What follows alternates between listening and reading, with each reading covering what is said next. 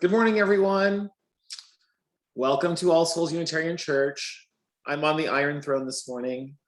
Welcome. We're happy to see you. My name is Greg Sanders, and I am the music director here at All Souls. And back in the day when we were doing these weekly Zoom services with everyone, I was the tech director. It was a funny term for me, but I did it. And now that we're doing an online service only today, I'm back in my throne doing that again. We're so happy to have you this morning. Thanks for joining us. Today we are meeting on Zoom only due to the weather. It would have been crappy out on that lawn today for sure. So we're happy to have you here today. And we're looking forward to the service. Our presiding minister today is our intern minister, Elizabeth Valencia. And so she's going to be presenting to us today on her time as a UU alone in the hospital during COVID. We're looking forward to hearing her. Our worship associate today is the lovely Sandy Ryberg. While you're here on the online service, if you're a little out of practice, a couple of suggestions to make the service go well for you at home. We have a little slide deck that we present along with the speakers, so you can kind of see what's going on and follow along in that way.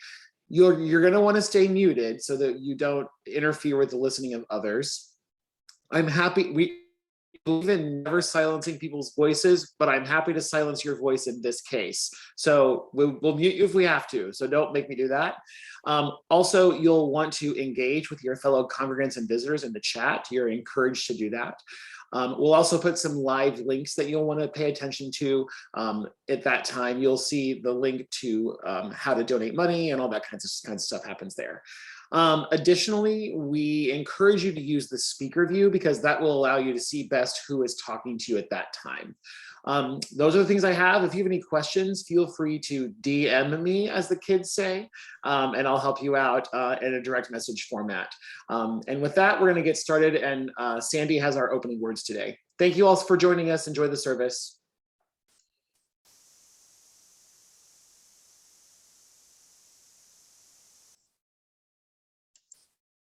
Good morning. These are the words of poet David Whyte. The great tragedy of speed as an answer to the complexities and responsibilities of existence is that very soon we cannot recognize anything or anyone who is not traveling at the same velocity as we are. We see only those moving in the same whirling orbit and only those moving with the same urgency. Soon we begin to suffer a form of amnesia caused by the blurred vision of velocity itself, where those germane to our humanity are dropped from our minds one by one. We start to lose sight of any colleagues who are moving at a slower pace, and we start to lose sight of the bigger, slower cycles that underlie our work. We especially lose sight of the big unfolding waveform passing through our lives that is indicative of our central character. On the personal side, as slaves to speed, we start to lose sight of family members, especially children, or those who are ill or infirm, who are not flying through the world as quickly and determinedly as we are. Just as seriously, we begin to leave behind the parts of our own selves that limp a little, the vulnerabilities that actually give us color and character. We forget that our sanity is dependent on a relationship with longer, more patient cycles, extending beyond the urgencies and madness of the office. Good morning and welcome to All Souls Unitarian Church of Indianapolis. I am Sandy Reed Ryberg, serving as the worship associate for today's service. In the coming weeks, we hope to be able to offer services both virtually and in person in our sanctuary, with special arrangements to ensure that we remain safe during the continuing pandemic. Today, due both to the pandemic and the inclement weather, we are meeting only on Zoom or Facebook. We welcome you and invite you to bring with you this morning your whole self and all of your lived experience as you join us in worship. We continually renew our promise to live into our covenant, which you will hear repeated in a moment. Simply put, our purpose is to put love into action. We come together to support the difficult task of replacing fear and hatred with love and understanding. In today's sermon, our intern minister, Elizabeth Valencia, will introduce herself to our congregation. The sermon, A UU Alone in the Hospital During COVID, weaves together aspects of Ms. Valencia's identity and her experience in the hospital this past summer as a chaplain intern. It's a sermon intended to highlight the nuances of personal experience during the time of COVID and an honoring of the principle that makes us who we are as Unitarian Universalists that we can lean into as we figure out how to hold space for one another. Again, welcome, and let us worship together this morning.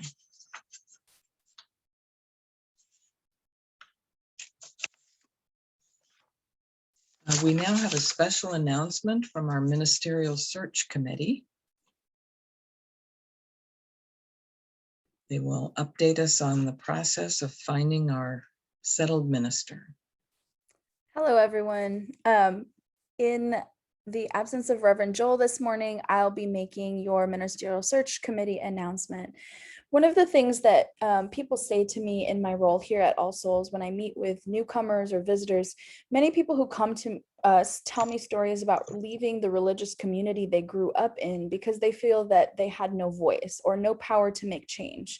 Or perhaps they felt that the minister or religious leader of their former congregation was maybe the authority on all things relating to the community. One of the key things that I find precious, valuable, and perhaps even revolutionary about All Souls is that we are an independent congregation that is governed by its membership, that is you, and guided by the principles of inclusive participation and a respect for the democratic process.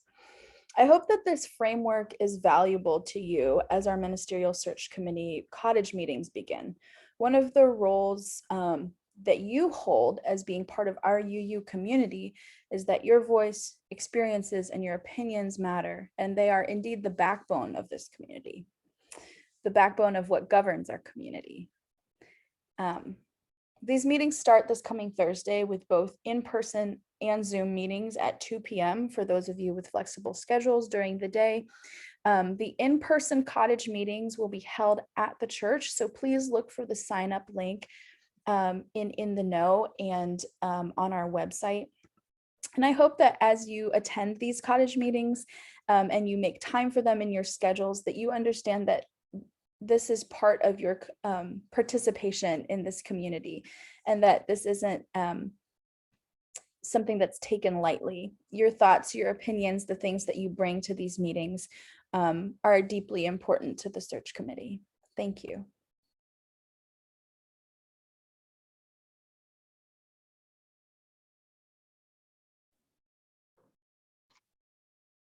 Good morning, everyone.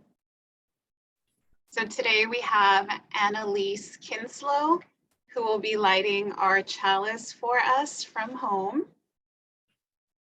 And I will lead us in our covenant. Love is the spirit of this church, and service is its law. To dwell together in peace, to seek the truth in love, and to help one another. This is our covenant. Thank you, Annalise. I'm leaving it lit. I want to leave it lit. Okay.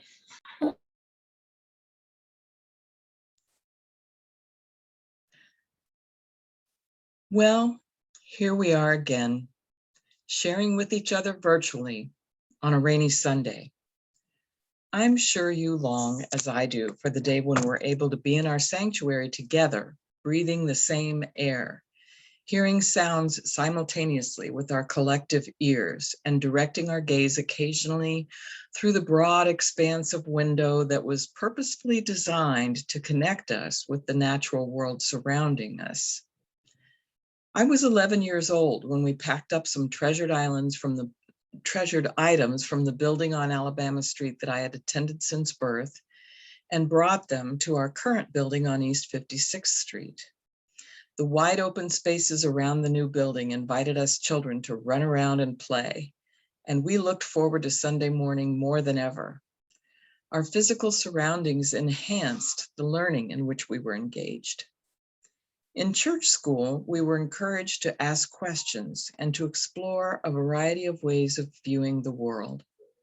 We explored how the idea of one God was first promulgated during early Egyptian civilization, and how Christianity was just one of the religions that evolved over the centuries. Our rituals assured us that we were born with no mark of sin condemning us to working our way into goodness. The main criterion for forming our belief system was that our beliefs should be reasonable and confirmable through the scientific method. But at the same time, we learned not to think of others as evil for their beliefs. Tolerance of differences was the theme in almost every lesson being shared with us. Those lessons have stayed with me beyond the walls of the building in which I learned them.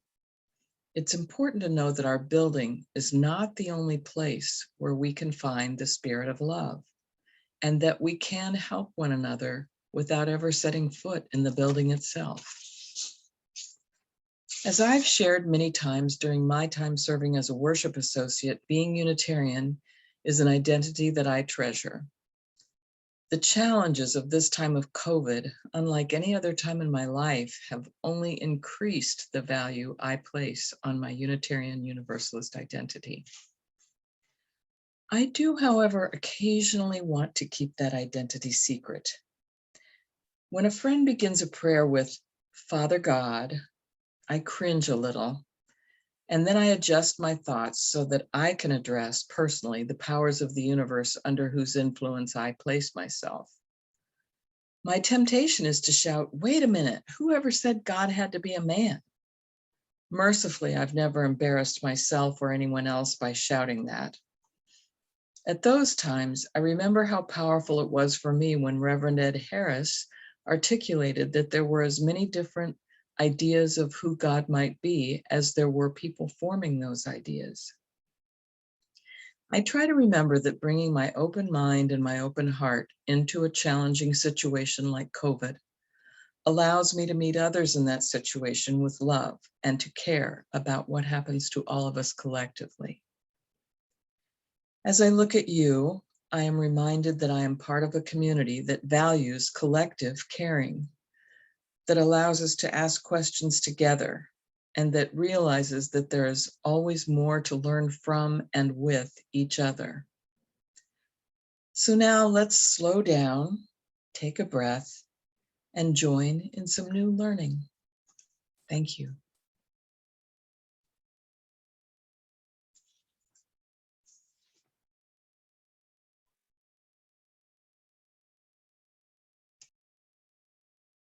Good morning, everyone. For those of you who don't know me, my name is Sarah Cannon, and I'm our Director of Children's and Community Programming here at All Souls. And I need to tell you something I noticed that might surprise you. Lately, sometimes we've been forgetting how much nature matters. How can this be? You might be asking yourselves. After all, Earth-centered traditions that celebrate the sacred circle of life and instruct us to live in harmony with nature, that's one of our sources. Respect for the interdependent web of all existence of which we are a part, that's one of our principles. You don't just forget nature matters, but you know what? Sometimes I see us doing it. Being in nature is one of my most important spiritual practices, and sometimes even I do. So I need to say thank you to some of you kids in particular. You see, Sunday mornings are very busy for me. There are a lot of things to remember and so many things to bring outside. I get so busy that some of you have pointed out I've been forgetting to drink my coffee, and you know how much I love my coffee. Sometimes, by the time I'm sitting on the quilt with you, I'm just doing the next thing in front of me, winding embroidery floss, tying knots for people, passing the scissors, opening the paint. You know how it is. And in between doing those things, I'm looking over the Time for All Ages or checking the connection card on my phone. busy, busy, busy. And that's kind of silly of me, you know? Because when I think back, I remember that I'm that kid who used to ask my parents why we worshiped inside a building. I thought that was so silly. Why did we need to make the building in the first place? If you believe in a higher power, you believe it made everything outside the building, right? And if you don't, you probably still see nature as something special and sacred. And yet, here I am on Sunday mornings, missing all of that because I'm double checking to make sure I've got all my props. You know what has been calling me back to nature lately? You have. Because some of you, and you know who you are, will suddenly lie back on the quilt and look up. And when you do, you say things to me like, the sky is so blue, or look at the leaves, or did you see that blue jay? Or sometimes you just close your eyes and let the breeze blow across you. And sometimes you smile. And I remember that what you are doing is one of our many ways to pray, one of my favorites. And I stop and listen to the birds or watch a butterfly float past. And I remember to stop worrying about being at church long enough to actually do church. I am so grateful to you for reminding me. This weekend, when I found out we were going to do church at home because of the rain, at first I thought, oh no, more changes, more things to think about. But then I asked myself, how could I lie back on the quilt? And I went outside and I let the rain fall on me. And I watched it falling on my garden, which really needed it. And I was happy. I remembered to smell the last few roses blooming in my garden because I remembered how much some of you loved the rose petals when I brought them for the mud kitchen. And remember how I told you I had some monarch chrysalises here at my house? This weekend, all the butterflies took turns coming out. When they do that, it's called eclosing. I remembered to cup my hand a little bit when I took them outside to release them, so they'd all stay a moment longer, so I could watch them be new and figure out their wings. See, there's one right on my hand. You reminded me how good those things feel, how good they are for my soul. So, beloved people of All Souls, I hope that today you'll all find some way to go lie down on the quilt. Go barefoot. Smell a flower. I can tell you, these smell amazing. Hunt for acorns or bird feathers. Eat something from a garden or a farmer's market or a farm stand and really take the time to enjoy it. Play in a puddle. And I hope that next Sunday, you'll look around the All Souls grounds and find a way to connect deeply with those outdoor spaces Sandy loved so much as a child while you're there. Let go. Pray with your senses. Lie down on the quilt. Thank you.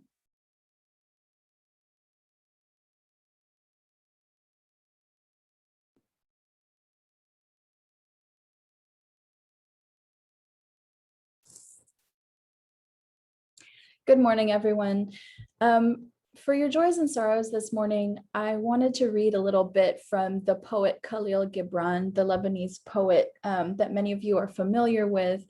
And in one of his poems, he says, "Then a woman said, 'Speak to us of joy and sorrow.' And he answered, 'Your joy is your sorrow unmasked. Some of you say joy is greater than sorrow, and others say, nay, sorrow is the greater. But I say unto you, they are inseparable. Together they come, and when one sits alone with you at your board, remember the other is asleep upon your bed. Verily, you are suspended like scales between your sorrow and your joy.'" And this is not the pessimistic thing that it perhaps seems upon first reading. And I bring this up to say that sometimes the joys and sorrows section kind of gets shuffled off as just an announcements page for things that need doing, things that need checking off, people, news in the community. But the joys and sorrows section really is and is meant to be, and I hope you understand it to be, a celebration of the fullness of human life, the fullness of our human experience, and the way that we are a part of these very divine moments in each other's life. And so Khalil Gibran ends that poem saying, when the treasure keeper lifts you to weigh his gold and his silver, needs must your joy or your sorrow rise and fall. And although perhaps we don't think of it in terms of a divine scale, the way I think of the joys and sorrows is that in the balance of our lives, what helps the joy outweigh the sorrow is the participation of others in that joy and the support of others in that sorrow. And so this morning, I call your attention to a few joys and sorrows for our community. Penny Kiker is recovering from hip replacement surgery, and so she'd appreciate hearing from some of her friends. Mary May, who many of you know from helping with the pledge drive for the last 2 years, has sustained a compression fracture in her back, and she is recovering at home, and her husband Rick May has been involved in a few projects recently, including spreading playground mulch, for which we are very grateful. Her address is also there in the order of service. And then we have a brief thank you from Bev Evans, who thanks the community heartfully for all of the kind words and cards you sent her after the death of her brother. I hope the words of Khalil Gibran this morning help you view this section of our service as this sacred thing. It's not just addresses and a place you can send cards, but it is a divine ritual in which we participate in the joy and the sorrow of each of our lives, the celebrations and the mournings. Thank you for participating in the joys and the sorrows of my life.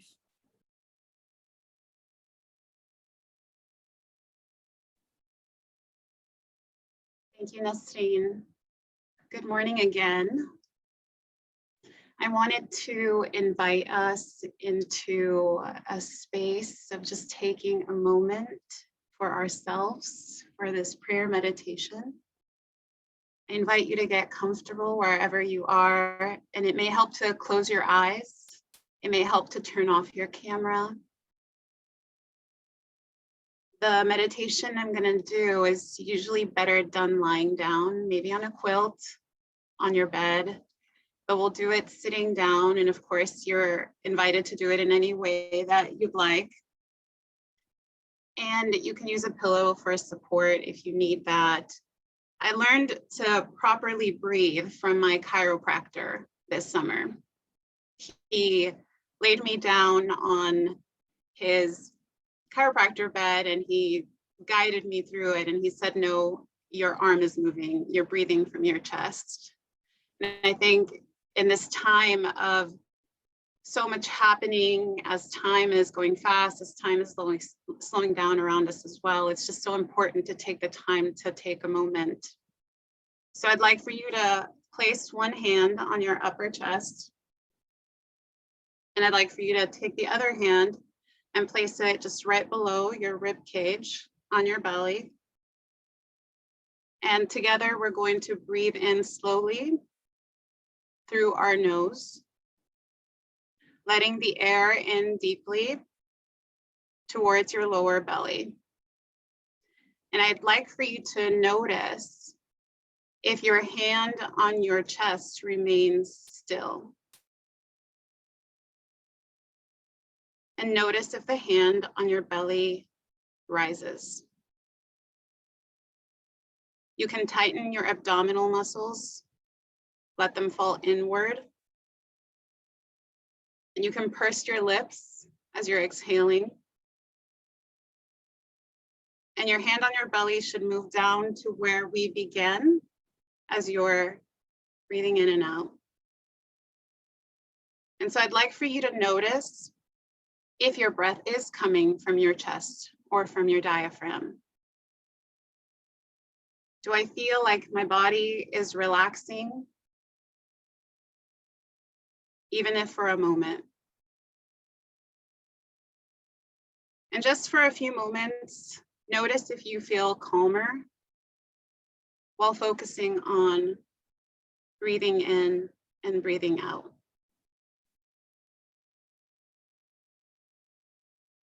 And I invite us to take a moment to make space for what we know we need right now.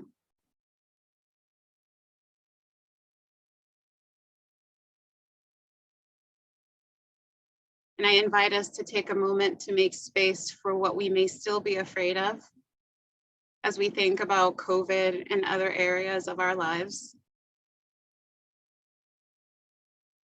And just keep paying attention to those hands and where you're breathing from.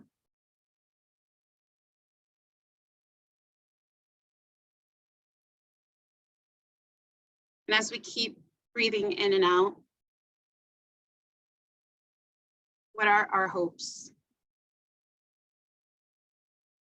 Are we excited to meet again indoors?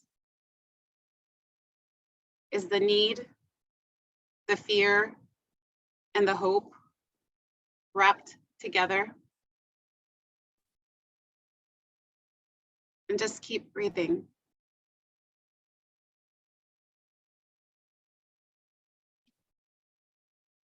I will share a poem by Margaret J. Wheatley as we continue to breathe in and out. It's titled, Turning to One Another. There is no power greater than a community discovering what it cares about. Ask, what's possible? Not what's wrong. Keep asking. Notice what you care about. Assume that many others share your dreams. Be brave enough to start a conversation that matters. Talk to people you know. Talk to people you don't know. Talk to people you never talk to. Be intrigued by the differences you hear. Expect to be surprised. Treasure curiosity more than certainty. Invite in everybody who cares to work on what's possible. Acknowledge that everyone is an expert about something. Know that creative solutions come from new connections. Remember, you don't fear people whose story you know. Real listening always brings people closer together. Trust that meaningful conversations can change your world. Rely on human goodness. Stay together. May it be so. Amen. Thank you for letting me take you through a moment as we also hold space for ourselves. There are plenty of things going on in the world that we care about and that we're worried about, that we make space for also. We make space today for all of those needs and fears and hopes that we all carry and that the community around us carries as well.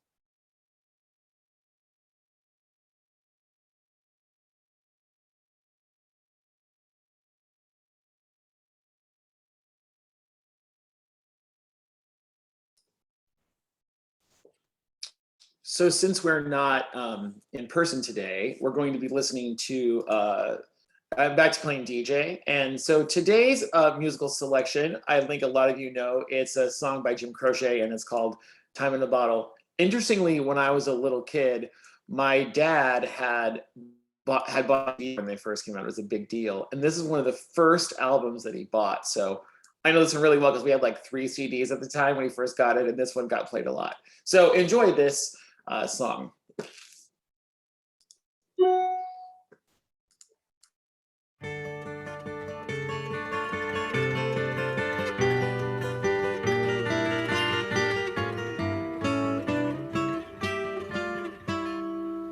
If I could save time in a bottle, the first thing that I'd like to do is to save every day till eternity passes away, just to spend them with you.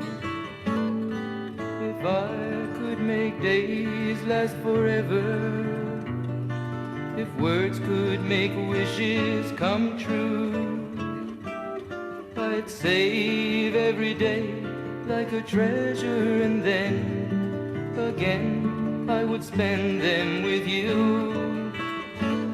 But there never seems to be enough time to do the things you want to do once you find them. I've looked around enough to know you're the one I want to go through time with.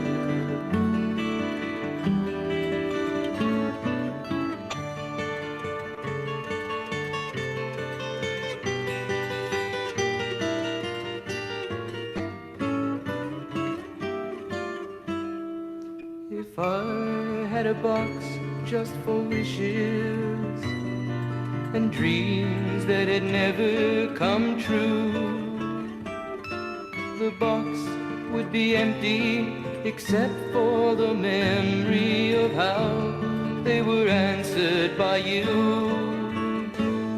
But there never seems to be enough time to do the things you want to do once you find them. I've looked around enough to know you're the one I want to go through time with.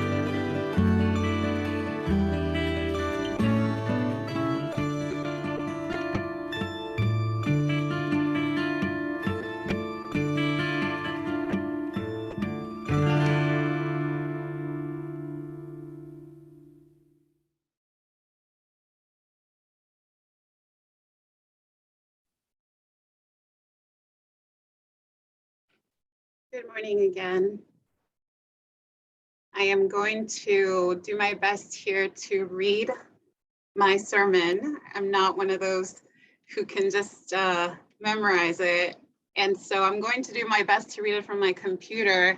You might notice me looking at weird places on the screen, but just know that if we were in person, I would do my best to be looking at you all in the eyes. And I'm grateful to be here with you all this morning through Zoom to give everybody the opportunity to have the same type of quality service and to have the opportunity to introduce myself to you.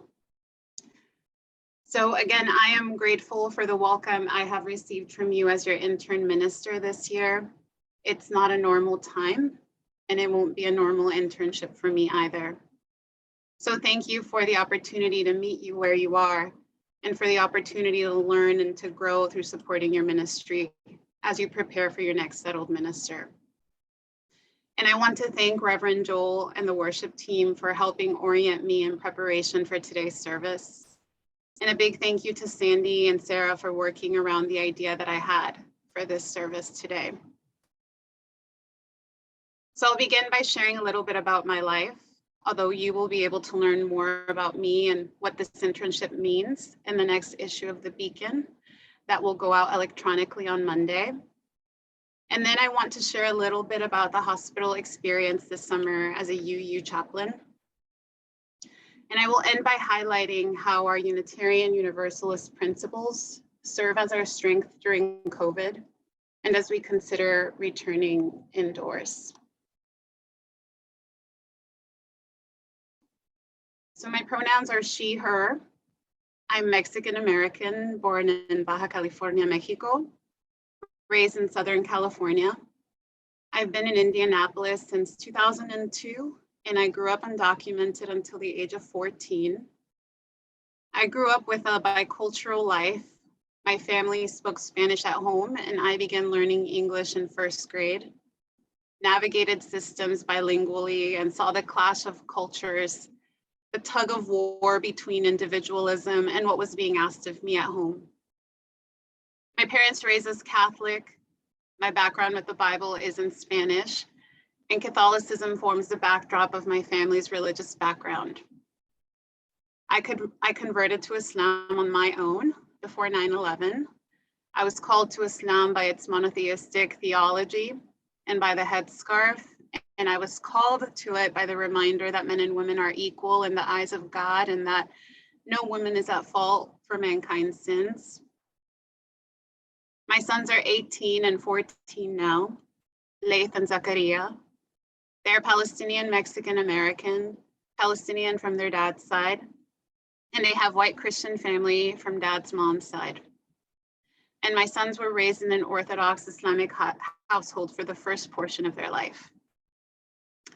When I was first invited to a UU church, UUI, a number of years ago by their dad, I originally did not want to go. I was holding really tight to our orthodoxy, but I finally went in my headscarf and I felt really welcomed. And I kept attending and I received my call to ministry there. I began to attend Meadville Lombard Theological School in the fall of 2016. And then I put my MDiv on hold to discern if I could live into this calling, if it was even my own. I was dealing with imposter syndrome, and I was on a journey struggling to incorporate the universalist part. I had never had a universalist salvation theology before, and I wasn't sure I could reconcile that. Last fall, I transferred to a Christian theological seminary, and I added a marriage and family therapy degree to my studies after realizing that mental health and religious and spiritual work is where my calling meets. I also wanted to learn to better navigate a world influenced by Western Christianity. And I am grateful for what I have found in UU spaces. I have been able to delve deeper into my own questions about life and death, and I've grappled with the idea of salvation, landing in a place where I now recognize how important it is for there to be religious and spiritual leadership that really accepts people. My journey has meant that I've had to reckon with my own identity now as multi-faith. And my journey includes learning where my own wounds are, including in not feeling fully accepted by my own dad, who would like for me to be Catholic again because that's where salvation lies for him. So anyways, I knew what I was bringing into CPE this summer. So a CPE chaplaincy internship is a 400-hour commitment, usually done in 10 weeks over the summer. It is unpaid and one pays tuition. It's a hard commitment when you have to work and you have children. I had intended to apply to a longer unit in November of 2020, but I became very ill with COVID and it took many months to feel normal again. So I didn't finish that application and I ended up in the 10-week session. And I felt very unprepared when I began because I spent so much time trying to feel better from COVID. I began physical therapy and I was seeing a chiropractor. I was also trying to train in a new job, trying to help my kids navigate e-learning and scholarships for senior year while unemployed. And I was dealing with a family crisis that kept me up at night every day for months. My family showed up without warning to visit a few days before CPE began, and I was drowning. I was not in a space to be taking care of more people then. I needed to slow down and breathe and pay attention to what I needed. But despite that, I did look forward to CPE. I was doing the work to make sure I showed up as a chaplain, but I was not prepared to find out I needed to do some serious self-care. I thought I could manage everything on my own, thought I had the spiritual resources I needed, but life caught up with me and I had a panic attack during the summer at home and I began to look for a therapist again.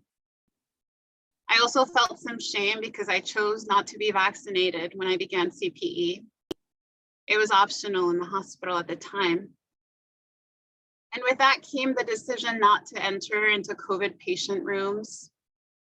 And I watched my peers take on COVID patients, getting fitted for their N95 masks.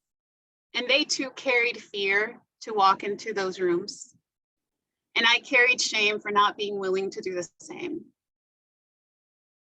I believe now that the hospital shouldn't have put us in that situation. And I also felt overwhelmed by the idea of taking time off to feel sick. I felt like I didn't have enough days in the week. I carried the weight of this loneliness when I accidentally walked into a COVID patient's room where a sign was not clear on the door. It also took a while to name that I had my own spiritual needs as a non-Christian. My peers, educators, and in-hospital chaplains, outside on-call chaplains, and most patients I visited were Christian. A lot of the centerings for our group were Christian-centered, and I was able to see where it's challenging for people to be inclusive in an invitational way. And I experienced something hurtful midway through the internship. I was in conversation with an on-call chaplain from outside the hospital. I got curious about how she leaves the hospital stuff in the hospital because I did not want to take it home so that I could be a mom when I entered my door. She assumed I was Christian, and at the time I had been doing some work on leaning in to be more courageous in my self-identification, because without a headscarf, people don't know anymore. And so I found the opportunity to let her know that I am not Christian and that I am a Muslim Unitarian Universalist. But she didn't slow down to be curious, and she couldn't get out of her own speed and her paradigm. And she asked me, why not? And if your spirituality is not working for you, maybe you should try Jesus. I had to lean into what I needed emotionally and physically, and I spent time alone in the chapel.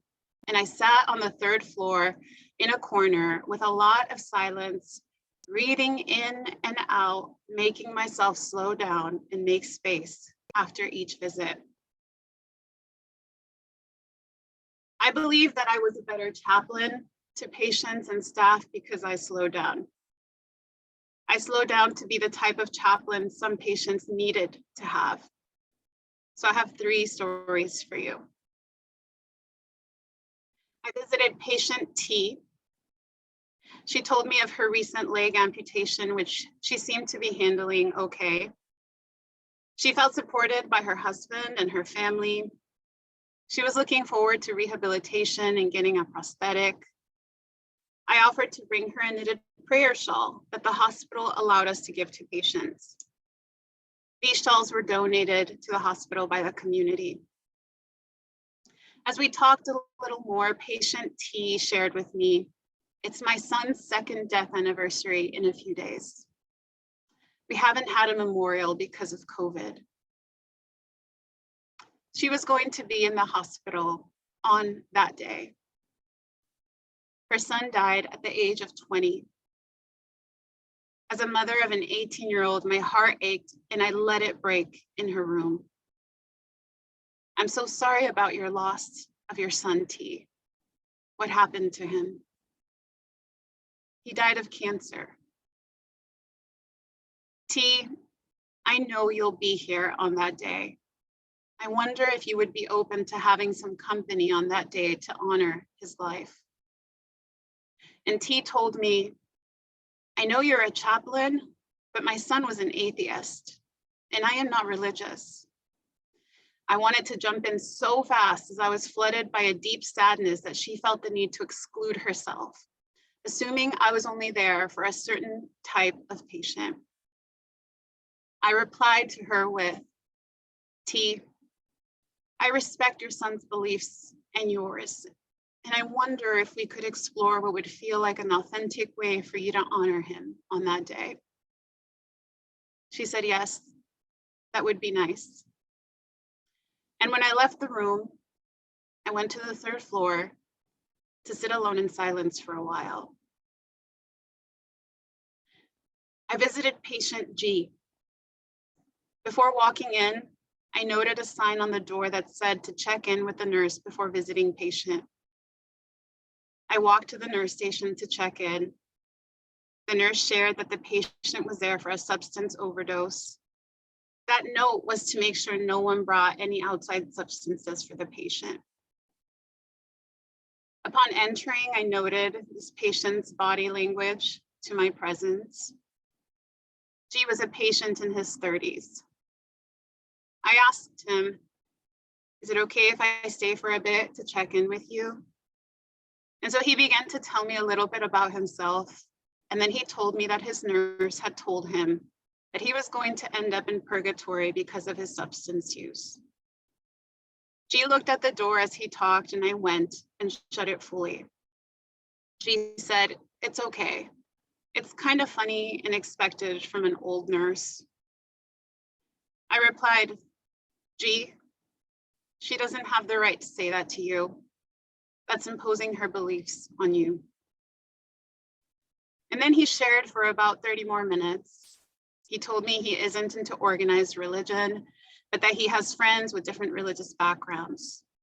And he began to open up about the science that he's into and about his beliefs about aliens and stuff. And his body language had changed. And then his nurse walked in to provide him care, and I ended our chat. When the nurse came out, she found me sitting in front of a computer typing in my notes. I didn't even have to ask because she began to share her concern for his afterlife.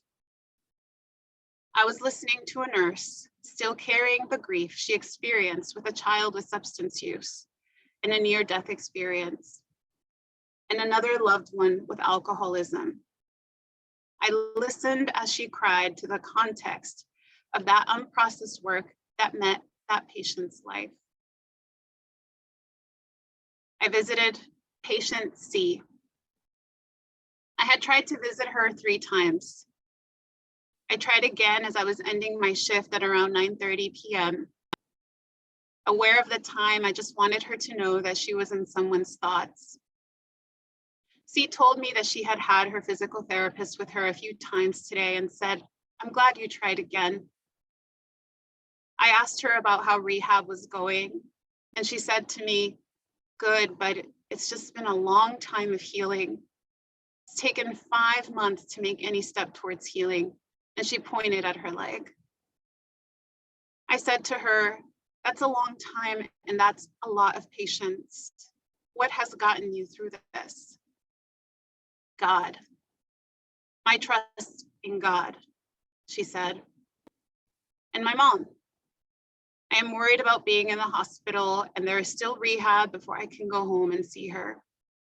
I love her so much, and I don't know how long she'll be around. I want to get better for her." I said, "I hear how strong you are trying to be for you and for your mom." C said, "Yeah, I want to pray to God for healing, but I feel so greedy asking him." "Greedy, why?" And C entrusted me. "Why should I be selfish and ask God to heal me when there are others who are more needy?" And I connected to her by saying, "I struggle like you to pray for myself, but it is easy to pray for others for some reason. So how about I pray to God for healing for you?" And we prayed for her mom, for her health, and for their reunification. And I prayed in a way I had not prayed before in English. I began my prayer with, "Dear Heavenly Father." She was really grateful, and I felt it. After that visit, I sat down alone on the 3rd floor to process the strangeness of that prayer that came out of me, that felt authentic with her. I share these moments hoping that each story has highlighted what our UU principles in lived form look like during a time of COVID. I felt my UU identity in that hospital so deeply. It's no longer imposter syndrome for me. I even told a Christian chaplain that he is a Christian Universalist, which made me giggle because it was to the point. David White's poem served as the inspiration for these stories in the sermon. That when we slow down enough, we have a better chance of being there for ourselves and for one another. I don't credit everything to being a Unitarian Universalist, as these values exist in many other places. But we have the gift of universal acceptance and universal salvation, whatever that means after we die. Our first principle reminds us of the worth and dignity of every person, and it includes ourselves. The second principle reminds us of justice, equity, and compassion, but in relationships with one another.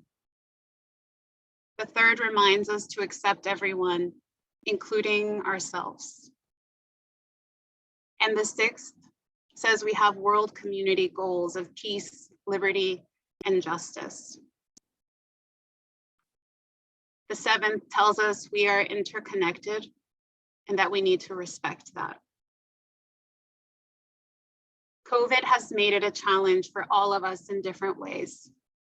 There are some deep moral injuries in our country right now related to a lack of attention to the needs of individuals, individual families, and the community as a whole. There are wounds in the workplaces where parents were worried about their children at home and now worried for them in school, including the hospitals where staff is burnt out. There are wounds in schools by teachers who are also parents, and by the students who are paying the consequences due to the political mismanagement of COVID. I'm wounded. We are in a good place as Unitarian Universalists because we take each other seriously. I'm in classes with peers who find themselves serving in congregations that have struggled taking COVID seriously. I'm sure they have their own verses that remind them of community, but it reminds me that we are in a good place and that we have the foundation to see the needs, the fears, and the hopes that we all have to be back in a new normal. Finally, I didn't tell you that I did get vaccinated halfway through my internship. I took a weekend off, felt sick, and was scared. I rescheduled the second shot 3 times from anxiety. And then on my last on-call night, I got called in for a patient I recognized. My peer had been taking care of this 22-year-old in the ICU unit. She spent so much time checking in on this family. I at least checked in with my peer to find out if there was anything else I could do to be there for her. Anyways, I was on call and I was called in for the death of her patient to COVID in the ICU. And I knew what I had to do. I arrived around 3 a.m., was fitted for an N95. I put on the yellow gown, a face shield, and another mask on top of the N95. I introduced myself to Mom and this patient's sisters, all of them in tears. I'm sorry for the loss of your son. I'm a mother, and imagining your pain right now breaks my heart. I prayed over the patient with his family, brought them some resources, some for the sisters to grieve the loss of their sibling, and I stayed with them until they left. As we think about returning back in person, I am just so overwhelmed by how beautifully All Souls has handled trying to take care of the needs, the fears, and the hopes of all of you. And I know I have a lot to learn while I'm here. And I just hope that together we can be kind reminders to one another that we're not all in the same place and that we might need to slow down to notice that others carry different needs, fears, and maybe we share similar hopes. Thank you.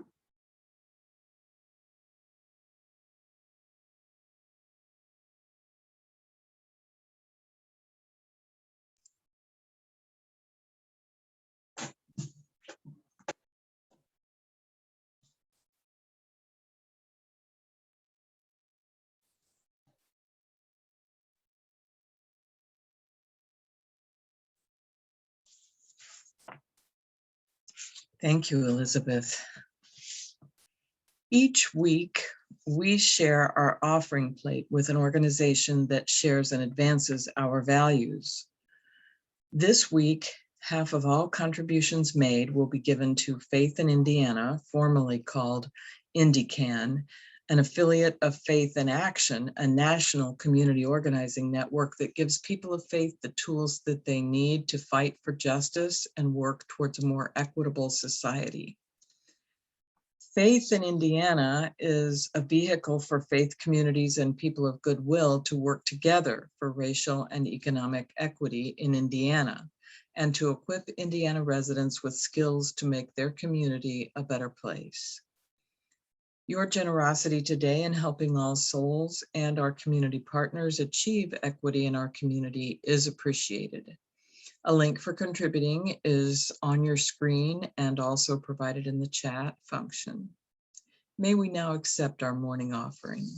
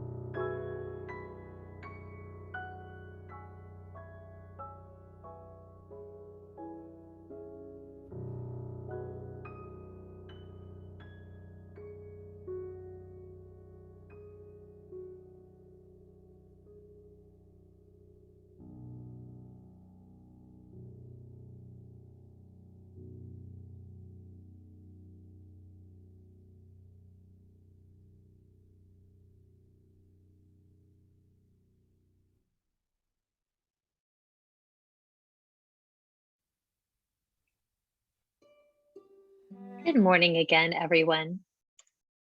If you look in the chat, you'll see a link to our weekly online connection card. This is a wonderful way for you to share your information with us if you're a first or second time visitor so that you can make sure that you're added to our mailing list for our publications. It's also a great way for people to let us know if you're having any pastoral care needs and just to give us feedback on what kind of programming you'd like to see and how you're enjoying the programming that you are already participating in. One thing that I want to particularly highlight on the connection card this week is that one of your options for next steps is to click attend the fall retreat in the All Souls parking lot on Saturday, October 16th from 10 to 2 p.m. We will have pumpkin carving. We will have tasty things to eat. This is an alternative that we've developed as it still doesn't seem like it's quite time to go to a campground for a weekend and share cabin spaces and have communal meals indoors if the weather is unpleasant, that sort of thing. So we're going to have an outdoor event instead. And the grounds that we've been talking about all morning and that slowing down and the being in community together, those are all things that we are hoping to affirm and to share together. And we think it'll be a lot of fun.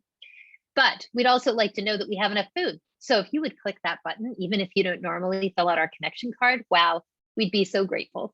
Thank you.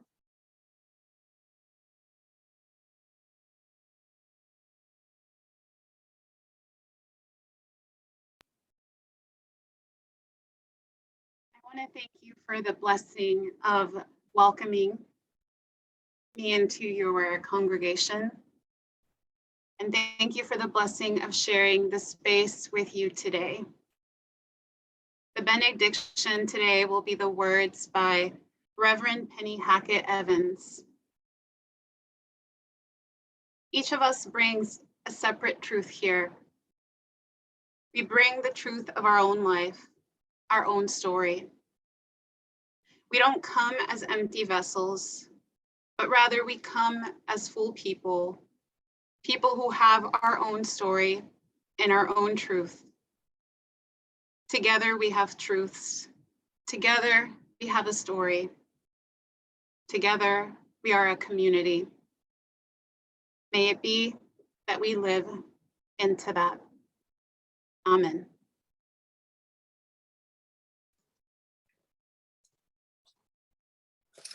Thank you everyone for joining us today. We're so glad to have had you. We hope you enjoyed this service.